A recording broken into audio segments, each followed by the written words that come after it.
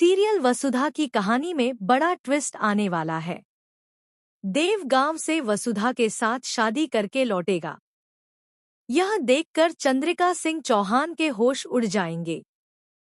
गुस्से में आकर चंद्रिका देव को सबके सामने जोरदार थप्पड़ मारेंगी और कहेंगी कि उन्होंने कभी सोचा भी नहीं था कि देव एक नौकरानी जैसी लड़की से शादी करेगा। चंद्रिका इसे बहुत बड़ा धोखा मानेंगी। सारिका भी मौके का फायदा उठाएगी और चंद्रिका को भड़काएगी कि उसने पहले ही चेतावनी दी थी कि वसुधा या अवस्था लालची लड़की है और देव को फंसा लेगी। चंद्रिका भी मान लेंगी कि वसुधा ने चालाकी से देव से शादी की है। गुस्से में चंद्रिका वसुधा को दोषी ठहराएंगी।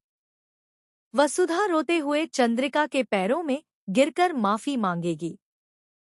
वह कहेगी कि वह देव से सच्चा प्यार करती है और देव भी उससे प्यार करने लगे थे, इसलिए उसने शादी के लिए हाँ कर दी। वसुधा यह भी कहेगी कि अगर चंद्रिका को दुख पहुंचा है तो वह शादी तोड़ने के लिए तैयार है।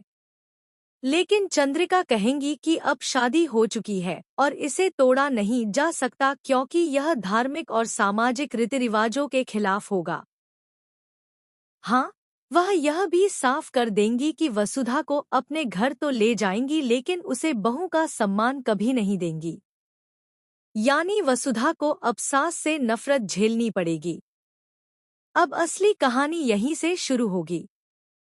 वसुधा को यह साबित करना होगा कि वह सच में देव की योग्य पत्नी और चंद्रिका की अच्छी बहू है। उसे अपनी सास का दिल जीतने के लिए मेहनत करनी पड़ेगी। आगे देखने लायक होगा कि वसुधा शादी के बाद ऐसा क्या करती है जिससे चंद्रिका का गुस्सा धीरे धीरे प्यार में बदलता है। इसके साथ ही वसुधा की दादी का भी बड़ा रोल है। दादी ने ही देव और वसुधा की शादी करवाई थी। उन्होंने देव को देखकर तय कर लिया था कि यही लड़का उनकी पोती के लिए सबसे अच्छा है। प्रोमो में भी दिखाया गया है कि दादी ने देव की फोटो खींचकर हनुमंत को भेजी और कहा कि राजकुमार जैसा छोरा गांव में आया है और मैं अपनी पोती की शादी उससे करा दूंगी। यानी अब कहानी में नया ड्रामा शुरू होगा। एक तरफ देव और वसुधा का प्यार, दूसरी तरफ चंद्रिका की नाराजगी।